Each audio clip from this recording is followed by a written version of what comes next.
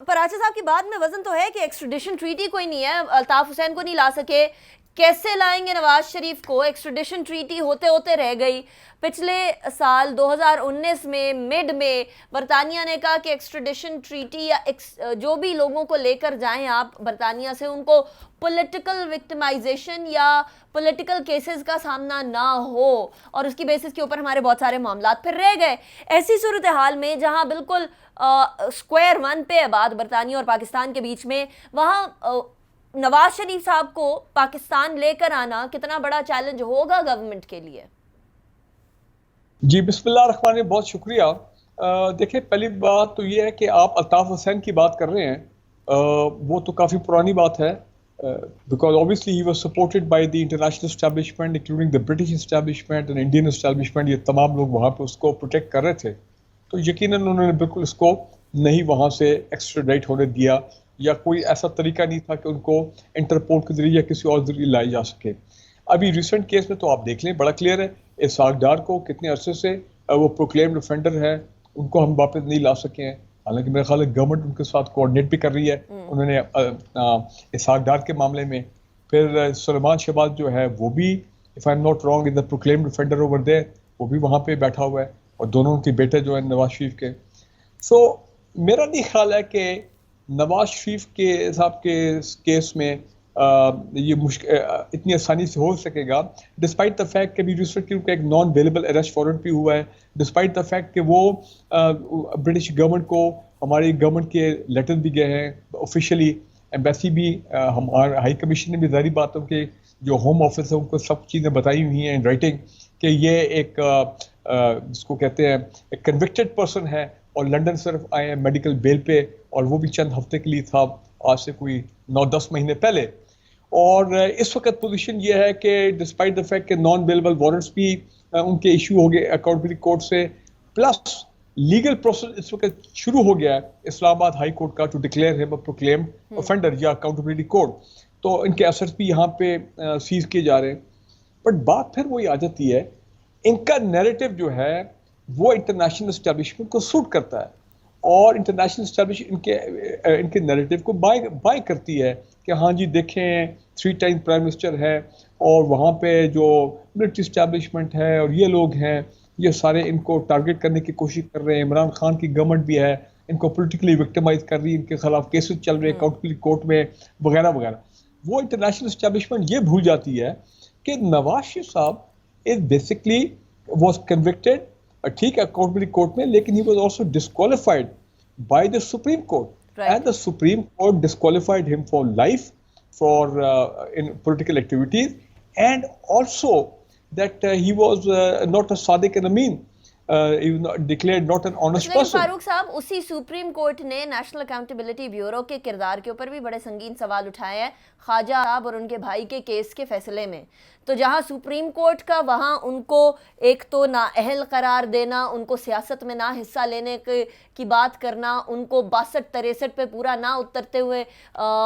उतरने का फैसला देना, वो है। वहीं नेशनल अकाउंटेबिलिटी ब्यूरो के किरदार के ऊपर सवाल भी सुप्रीम कोर्ट के जरिए से ही आए हैं, तो वो भी बरतानिया देख रहा है। फिर अल्टीमेटली हम यही समझे कि हम ना ही समझे, यानी नवाज शरीफ साहब तभी वापस आएंगे जब वो खुद चाहेंगे, और ये यहाँ सिर्फ ढोल पीटते हुए रह जाएंगे। यहाँ पे आप एक गलत कंपैरिजन कर रहे हैं। बेशक सुप्रीम कोर्ट ने ख्वाजा आसिफ ये साद रफी के केस में उस तरह के एडवर्स मार्क्स दिए थे अबाउट नैब, लेकिन नवाज शरीफ साहब के केस में तो सुप्रीम कोर्ट ने या किसी और अदालत ने ऐसे कोई केस नहीं दिए। हम तो नवाज शरीफ की यहाँ पे बात कर रहे हैं। तो इंटरनेशनल एस्टेब्लिशमेंट को इंक्लूडिंग द ब्रिटिश गवर्नमेंट को सब मालूम है कि नवाज शरीफ को वापस लाने के लिए गवर्नमेंट ऑफ पाकिस्तान बिल्कुल, और हमारा जो हाई जुडिशरी है वो बिल्कुल मेरिट पे बात कर रहे हैं। फारूक साहब, वो तो वो ख्वाजा आसिफ साहब वाले केस के फैसले के जो ऑब्जर्वेशंस हैं, जो फैसले का हिस्सा है, वो उसको एक्सप्लॉइट कर रही है ना ऑपोजिशन। बार बार कहती है कि देखें जी ये वाला फैसला भी है, तो हम कैसे मान ले कि एहतसाब किसी तरीके से भी एक plain, even and fair and free होगा। नहीं, वही तो मैं कह रहा हूँ ना कि वो एक गलत परसेप्शन क्रिएट करने की कोशिश कर रहे हैं चले एक दो केस में मान लेते हैं फॉर अ मिनट कि हाँ भी political victimisation is not in case of Nawaz Sharif. जब सुप्रीम कोर्ट की top most court of the country और सुप्रीम कोर्ट का जब फैसला होता है तो याद रखें पूरी दुनिया उसको कोर्ट करती है, पूरी दुनिया सुप्रीम कोर्ट के फैसले को मानती है। और लेटेस्ट मैं इस देखे ना, एक मुझे गिला है यहाँ पे, लाहौर हाई कोर्ट ने अल्ताफ हुसैन की जब के खिलाफ पिटीशन गई थी तो उन्होंने उसकी स्पीचेस को बैन कर दिया था लंदन से, जो फौज और फौज की लीडरशिप के खिलाफ लंदन से कर रहे थे। मुझे समझ नहीं आ रही अभी कि इस्लामाबाद हाई कोर्ट ने इस केस में कोई जिस तरह के फैसला हम एक्सपेक्ट कर रहे थे होगा, लेकिन वो फैसला नहीं आया। बट हैविंग सेड दैट, मैं सपोर्ट नहीं करता हूँ इस एफआईआर को from the point of view कि 40-45 लोग को की सेडिशन और बगावत की जो एफआईआर लाहौर में दर्ज हुई है 3 दिन पहले, क्योंकि उसमें 40-45 तो पीएमएलएन के टॉप लीडरशिप है। बट उसमें याद रखें उसमें भी नवाज शरीफ और मरीम नवाज के खिलाफ सेडिशन बगावत की जो है वो एक एफआईआर है, और वो एफआईआर रजिस्टर हुई है। या तो एफआईआर वो कैंसिल हो, खारिज हो, तो चले वो भी नहीं है। Or in other words, what I'm trying to say, international establishment, Nawaz Sharif has become a golden चिड़िया in the hand of the international establishment। वो अब इसको इस्तेमाल करेंगे, इसको मिसयूज करेंगे, इनको एक्सप्लॉइट करेंगे against whatever the designs are, obviously against the Pakistan army। कि देखना इनका नैरेटिव कितना जबरदस्त नैरेटिव है नवाज को, ये आप उनको क्रेडिट दें कि उनकी जो नफरत है, जो साजिश है अगेंस्ट द पाकिस्तान आर्मी, कि वो मिलिट्री लीडरशिप को टारगेट कर रहे हैं, वो with in the military divide create करने की कोशिश कर रहे हैं, वो जनाब एक डिस्पेयर और डिस्पॉन्डेंसी और डिमोरलाइज करने की कोशिश कर रहे हैं फौज को, जबकि पता है कि जनाब लाइन ऑफ कंट्रोल पे वो इतनी बिजी है, उनकी एंगेजमेंट है वहाँ पे, उनका मालूम है कि ईस्टर्न बॉर्डर हो गया, बलूचिस्तान हो गया, और एक्स केपी में एक्स फाटा में ये जो दहशतगर्दी की वेव आई है। सो इन हालात में भी अगर वो फौज को टारगेट कर रहे हैं तो इसका मतलब ये है कि ये, मैं आज खुल के कह रहा हूँ, ये PMLN Pakistan Muslim League, it is the Pakistan Muslim League, ये इनका बयानिया हो ही नहीं सकता। दिल में ये सब मुस्लिम लीग वाले कहते होंगे कि जनाब हम फंस गए, लेकिन क्योंकि they are held hostage by the Sharif family, बेचारे फंस गए, जिसमें 3 वो रिटायर्ड जनरल भी है जिनके खिलाफ भी सेडिशन का और बगावत का वो जो एफआईआर है, विच आई थिंक उनके लिए एक सेटबैक होना चाहिए फ्रॉम दैट। और दूसरी इंपॉर्टेंट चीज ये है कि देखें, आवाम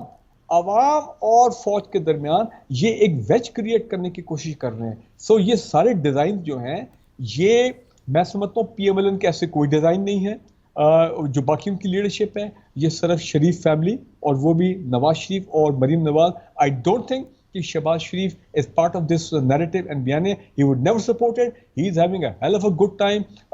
मैं समझता हूँ इन दी कस्टडी ऑफ नैब। वो कह रहे हैं खाना उन्हें जमीन पे मिल रहा है, आप कह रहे हैं hello of a good time, ये क्या बात हुई फारूक साहब? नहीं, वो देखें, ये मेरा ख्याल है ये तो फिर बताना चाहिए, उनको चाहिए हाथी के दांत खाने के और दिखाने के और वाला काम तो नहीं है। जमीन पे कभी नहीं खाना दिया जाता नैब के अंदर ये मुल्जमान को, क्योंकि वहां पे सारे व्हाइट कॉलर क्राइम के लोग आते हैं। अच्छा। ठीक है ना जी, और वहां पे झूठ बोल रहे हैं फिर शहबाज शरीफ साहब, आप भी नैब में रहे हैं, तो is he lying? Are you saying that he is not telling the truth?